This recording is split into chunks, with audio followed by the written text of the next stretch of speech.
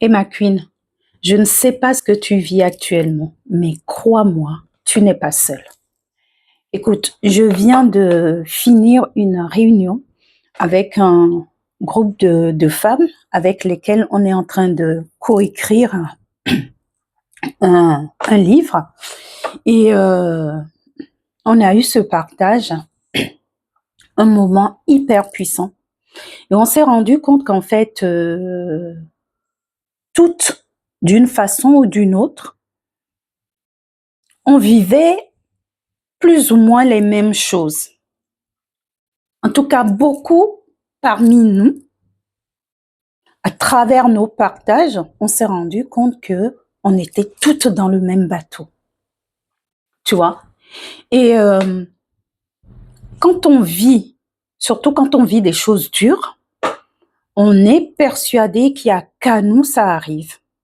Mais il suffit de commencer à parler ou à écouter les autres, à partager, et tu te rends compte que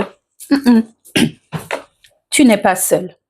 Et le fait de savoir que tu n'es pas seul, ça change tout. Tu vois, ça ramène à notre humanité. De se dire, OK, on a des histoires différentes, mais on est toutes, là en l'occurrence, je m'adresse à toi, ma queen, on est toutes dans le même bateau. OK? Donc, il faut trouver le moyen d'exprimer ce que tu vis d'une façon ou d'une autre. Parce que tout ce que tu n'exprimes pas s'imprime.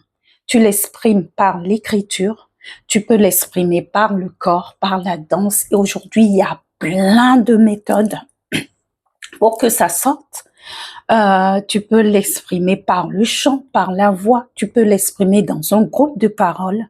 Tu peux l'exprimer en te faisant accompagner par un professionnel, thérapeute, coach ou que sais-je. Ne reste pas seul avec ce que tu vis.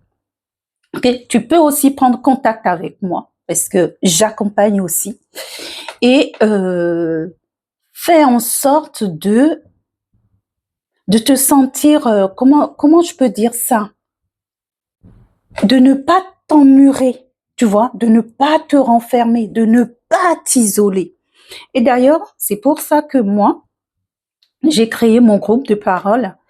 Et si ça t'intéresse, DM-moi et je te donnerai les informations pour rejoindre le groupe de parole qui a démarré le mois passé. Le prochain, c'est le dimanche prochain d'ailleurs, où cet espace où on puisse venir se déposer en toute sécurité et sans se sentir jugé. Parce que pourquoi on retient aussi les choses? On les retient parce que on a peur d'être jugé.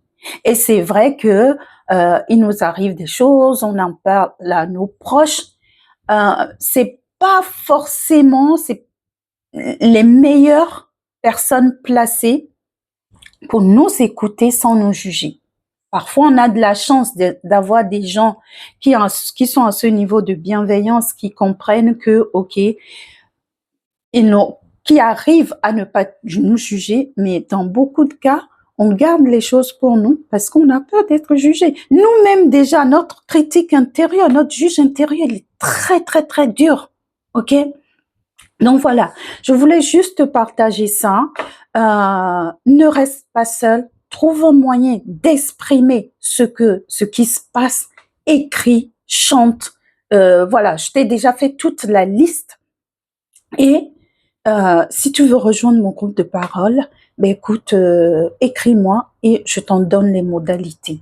Sinon, ben, essaie de mettre en pratique ce que je viens de te dire, parce que si tu écoutes cette vidéo, moi, il y a peut-être pas de hasard, c'est peut-être pas pour toi, mais ça peut servir à quelqu'un. Alors, passe-lui cette vidéo. Voilà ce que je voulais te partager là. C'était pas prévu, mais je me suis dit, je pouvais pas garder ça pour moi, vu la puissance de ce qu'on vient de vivre et que chacun a pu se déposer, mais sans jugement, en toute bienveillance. Alors, prends soin de toi et dis-moi en commentaire déjà si ça te parle, qu'est-ce